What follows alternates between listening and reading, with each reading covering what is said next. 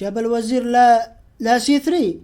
الله الله الله، ما هذا النقلة هذه يا كابتن زندان، هذا مشي نقلة هذه بلندر، هذا بلندر. السلام عليكم ورحمة الله وبركاته، ورحبوا جميعا فوق العين والرأس. اليوم معانا مواجهة نارية بين المصنف الثاني والمصنف الثالث. طبعا يا جماعة المصنف الأول يعتبر بشير القديمي، أما المصنف الثاني فهو الكابتن زندان الزنداني، والمصنف الثالث الكابتن محمد جميل عثمان. وهذا الدور لعبوه في الجولة الخامسة. طبعا زندان الزنداني بالقطعة البيضاء ومحمد جميل بالقطعة السوداء. بدأها زندان بالجندي لإيفو C6 افتتاحية الكاروكان من الكابتن محمد جميل. E4 D4 G6 علشان يخرج الفيل. الحصان لا C3 والفيل لا G7 والحصان لا F3 والجندي لا D6 H3 نقلة تمنع خروج الفيل لا G4 حماية. الحصان لا F6 والفيل لا D3. وهذا الكابتن محمد لعب نقلة ما نقولش انها خاطئة، نقلة غير دقيقة كسبت الكابتن زندان أفضلية بسيطة. كان عليه انه يبيت في هذا الحال، مش يدفع الجندي خطوتين. الجندي يأكل الجندي في E5 والجندي يأخذ الجندي والحصان يشيل الجندي في E5. فكيف يكملها هنا الكابتن محمد جميل؟ أخذ الجندي بالحصان على أساس إيش؟ الفيل يشيل الحصان بدل القطعة حقه. معركة في الوسط في البداية، حامي نار من قبل اللاعبين. الحصان يشيل الحصان والفيل يأخذ في E5 والفيل لا H6. إيش المغزى من هذا النقل يا جماعة؟ إنه يمنع الكابتن محمد من السلطنة. نقلة منطقية. الفيل لا F5 يعمل ربط على الحصان أو يأخذ الحصان لأنه موقعه مزعج في وسط الرقعة. والوزير لا E2 يدبل الحماية للحصان. الفيل يأخذ الحصان والوزير يأخذ الحصان، يأخذ الفيل عفوا، والحصان يحمي الفيل من قبل الكابتن محمد. في إيش يعمل هنا يا جماعة الكابتن زندان؟ بيت. طبعا يا جماعة إيش رأيكم نرجع خطوة؟ يقول البعض منكم ليش ما يدفع الجندي خطوتين ويشل القطعة معفي البلاش؟ بس يا غالي في هذا الوضع مع الكابتن محمد جميل كش تحوز بالجندي شل الفيل. فلازم انك تفتح معي في هذا الوضع. بيت انا الكابتن زندان والكابتن محمد يخرج بالوزير لا E7 مدبلا الحماية للفيل. القلعة الذي في E لا E1 مهاجم من الفيل. فهنا نقل منطقية ونقل كمبيوترية من قبل الكابتن محمد جميل يبيت. فكيف يكمل هنا الكابتن زندان؟ نزل بالوزير خطوة وجالس الأفضلية بسيطة للكابتن زندان. والكابتن محمد جميل في مع اللعب حلو هنا، يجيب وزير لهذا المربع لا B4 ويشوف كيف حيكون. بعدها بالقلعة لهذا المربع ويدبل على حماية الفيل، وبعدها كشفات كش وأخذ قطعة أو يأخذ وزير. هذا التفكير بينهم وبين نفسهم، يعني تفكير عميق. تجي تشوف انهم يحللوا نقلات لا مدى بعيد. نكمل الدور. القلعة الذي في H لا E8 والوزير يشيل الجندي. طبعا يا جماعة نسيت ما أزيد أوضح لكم حاجة.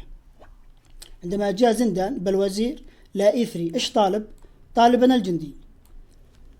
فهنا في مع الكابتن محمد جميل خطة أيعطيها الجندي ما في مشكلة، وقال له الجندي خذ لك، ولعب القلعة الذي في H إلى E8.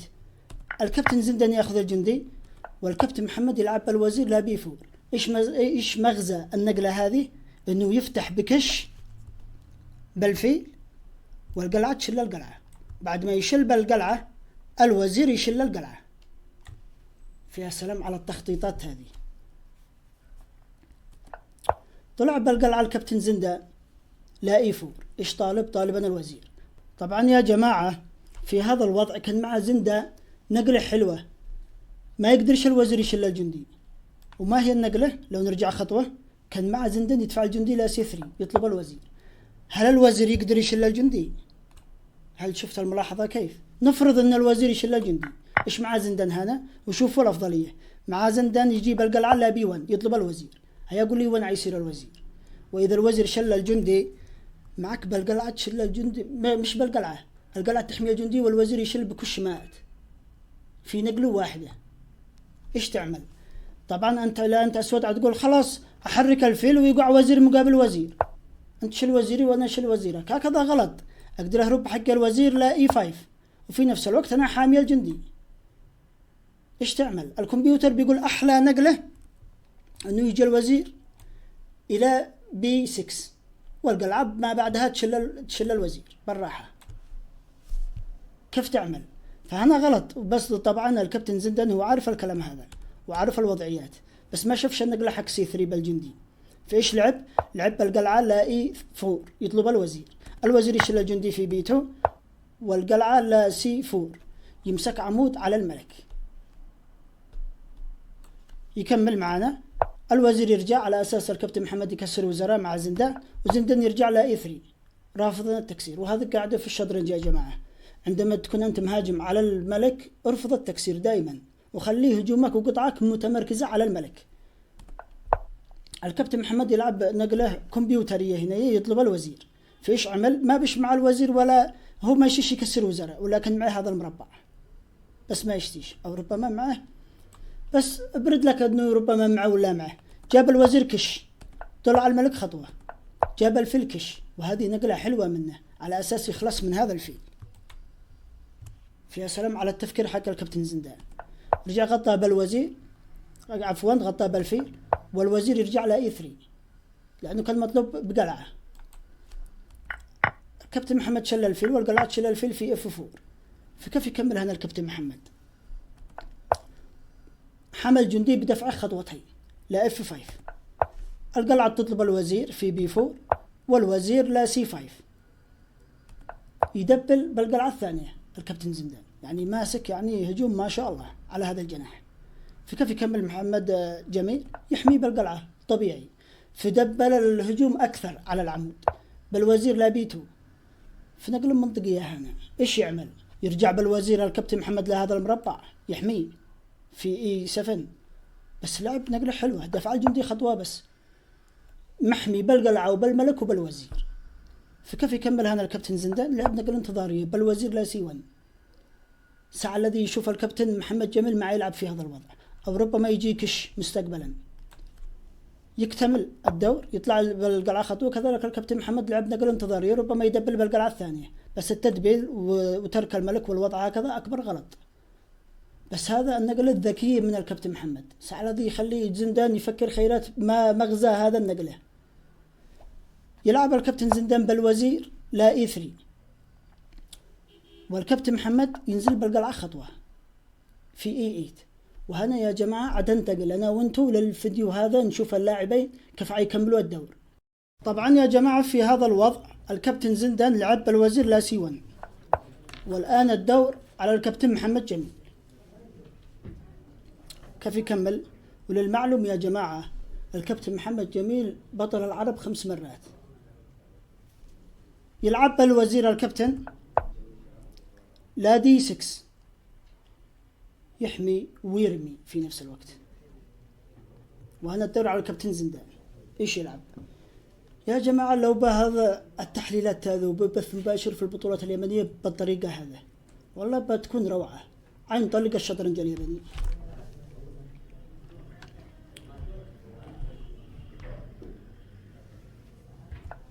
لعب بالقلعة الكابتن زندان لا اي 4 طالب كش لهذا المربع. نشوف كيف يكمل الكابتن محمد هنا. يا سلام، لعب بالقلعة لا اي 8 يمسك العمود هو. والكابتن زندان كذلك الحال يا جماعة، بطل الجمهورية عدة مرات ورفع اسم اليمن عاليا مع الكابتن محمد جميل في المحافل العربية والدولية والعالمية. القلعة تشيل القلعة في اي اتش والقلعة تشيل القلعة في اي اتش. والآن الدور على الكابتن زندان. نشاف الشطرنج اليمني يرتقي حتى يكون بالشكل المطلوب، ما نطلبش حتى حاجة كبيرة. نقل منطقية من قبل الكابتن زندان لا اتش 6 يلقط الجنود يبسل عمل لأن ما عبش ما عمل في جناح الملك.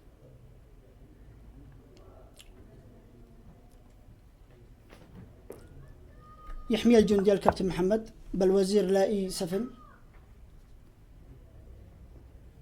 يعجبك الكابتن محمد جميل انه يلعب على المضمون ودبسرير رزين هادئ وبيلعب كذا مسيمخ.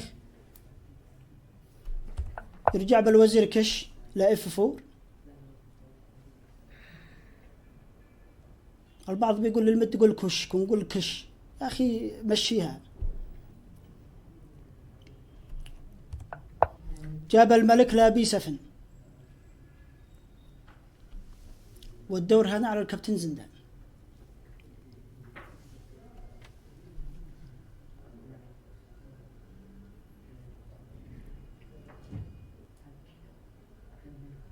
هذا الشطرنج عندنا يا جماعة ما كانش ساعة أول، كان في سفريات، كان في هذا زادت الأفضلية للكابتن محمد عندما لعب الفيل لا C4.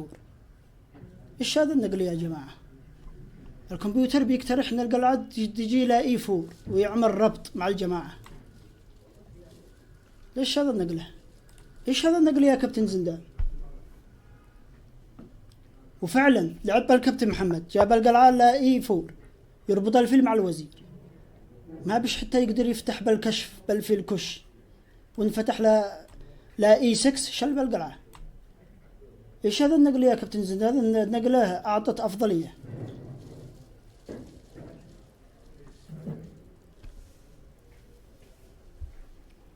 نشوف أنا يعني وضع عجيب وغريب عندما تكون معبش معك ما تلعب. شوف الكابتن محمد جميل يراعي لك لو ما تغلط وبيلعب صح، مش ما أقول لك شنو بيلعب نقلات يعني هذه فيها قوة ولا ذي. شوف مدافع من أول من بداية الدور. جاب الوزير الكابتن زندان لا D4. إيش طالب؟ طالب إنه يشل الجندي. كيف يشل الجندي ومحمي بالحصان؟ يرجع الملك يدافع لا C7. شوف الكابتن محمد جميل كيفه رزين ساكت هادئ، رغم ان اللاعب الذي يصير ويجي ويقوم ويتحرك وهو فوق الكرسي ولا يدي نخس، بس شوف مشغل مخه. جاب الوزير لا C3. الله الله الله، ما هذا النقلة هذه يا كابتن زندان؟ هذا مشي نقلة هذه بلندر، هذا بلندر. افرض ان الكابتن محمد جاب الوزير لا C5 ما يفعل. الله الله الله الله والنقلة صارت قطعة، وإذا صارت قطعة صارت دور. ايش البلندر هذا يا كابتن زندان؟ وفعلا شافها الكابتن محمد ما يضيعش، جاء يربط الفيل مع الوزير. الله على لعبة ونقلة. كش جاب الوزير كش في G3. يا سلام يا سلام على النقلة هذه يا جماعة. الجندي لا F4 نقلت الفا زيرو هذا والله، علشان يشل الجندي بكش ويهرب بالملك ويخلي الربط على ما هو ما بين القلعة وما بين الوزير. يا سلام عليك يا كابتن محمد. الوزير يشل الجندي كش. هنا حذاري، إذا جاء الكابتن محمد في هذا المربع أو في هذا المربع أو في هذا ما فيش هذا المربع، ده المربع بس تعتبر خسارة، أو ربما يستعيد القطعة حقه الكابتن زندان. الكمبيوتر بيقول لي هنا أحسن نقلة إنه يجيب الملك لا C8، وفعلا شافها الكابتن محمد وجاب الملك لا C8. كيف يتحرر الفيل؟ شوفوا الأفضلية هنا كم هي. يا سلام.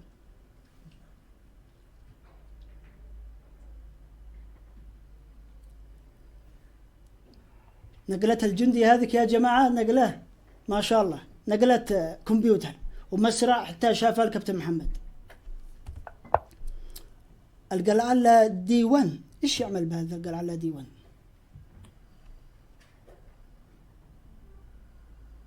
طالب يكش بالوزير في F8 ولا القلعة يطلع بها لا D4 ولا لا D5 لا D6. ايش الذي جالس يعمل الكابتن زندان هنا؟ طبعا يا جماعة الملك لا سي 8 نقلت كمبيوتر، أي مربع ثاني تعتبر يا هزيمة ولا خسارة. على ما أعتقد أنه يقدر يستعيد القطعة، بس احنا نحللها بعد ما يخلصوا الجماعة. القلعة تشل الفيل في سي 4، وطالبا الوزير في نفس الوقت. الكابتن زندن كيف يعمل الآن؟ ولا مع حاجة تصدقوا، كيف يكمل؟ الكابتن محمد ما يغلطش في وسط الدور وفي نهاية الدور، تبصر الساعة الكمبيوتر. الآن بنا شيء كناوى الكمبيوتر وإنه بيلعب نقلة كمبيوتر الكابتن محمد جميل. جاب الوزير لا F7، طالب يلقط الجنود.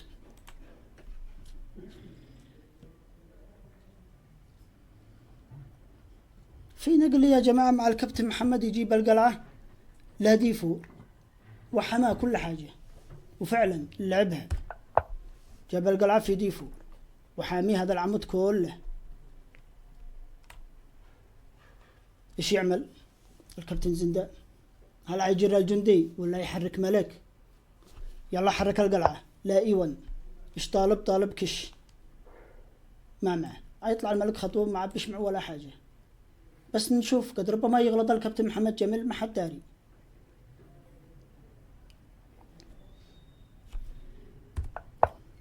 جاب الوزير لا D5 يكسر وزراء وحامي كل شيء، وربما انه يكسر قلع، او ربما انه يطلع بالملك خطوه. كمية نقلات مع الكابتن محمد، اما زندان ما عبش مع النقلات لانه خاسر وضع وافضليه ما شاء الله. جاب القلعه كش الكابتن زندان،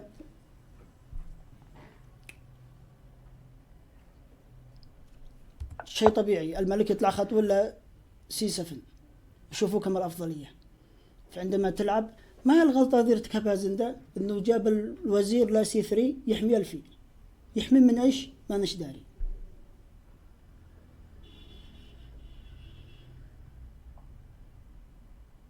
طبعا في هذا الوضع انا ما اتمنى ان اكون ابيض فيه. رجع يلقط الجنود الكابتن زندان، جرى الجندي الاول الذي في H7 ما يفعل. في هنا ضربة قاضية بنشوفها في الكمبيوتر مع الكابتن محمد جميل، نقله ما شاء الله تنهي كل الأحلام. بلقى العلة ديوان ما يفعل. طبعا كملوا الجماعة. طبعا يا جماعة اشتي اوضح لكم حاجة هنا. البعض منكم يقول ليش استسلم؟ كان قادر انه يطلع بالملك خطوة في H2. فهنا عاد اقول لك هنا يا غالي معي هنا بالوزير كش في D6، تحوز بالجندي، ارجع بالوزير لا D5. قول لي كيف عتكمل؟ طالبي كشمت في نقل ما بش لا حل. عاد تقول لي يدفع الجندي خطوة، عاد اقول لك يا صاحبي بالوزير لا D2 كش مات. كيف تعمل؟ كيف تغطي؟ طبعا يا جماعة باقي حاجة اشي اوضحها لكم في الدور. لما جاء الكابتن زندان كش ورجع الملك، عاد تقولوا لي ليش اي مربع ثاني يا تعادل ولا فوز ابيض؟ اوضح لكم الحاجة هذه. مثلا اذا جاء الملك في هذا المربع، شوفوا الافضلية كم. ايش مع الكابتن؟ مع الكابتن بالقلعة لا D1 يربط الحصان. عاد تقول خلاص يشل الفيل. نفرض فرضا يا جماعة ان الوزير شل الفيل، معي هي الكشة، هرب الملك لهذا المربع، معي في E1 كش، وين عتصير؟ كيف تكمل؟ أجل هذا المربع في F7 معي كش واشل الحصان. هذا إذا الكابتن محمد غلط وهرب الملك بالطريقة الخاطئة. الملك إلى D8. نرجع مرة ثانية أقول لكم المربع الثاني في حال إذا أخطأ الكابتن محمد جميل. مثلا شل بكش، احنا قلنا ايش الذي يحصل لو جاء الملك في D8. لكن ما رأيكم لو جاء الملك في B7؟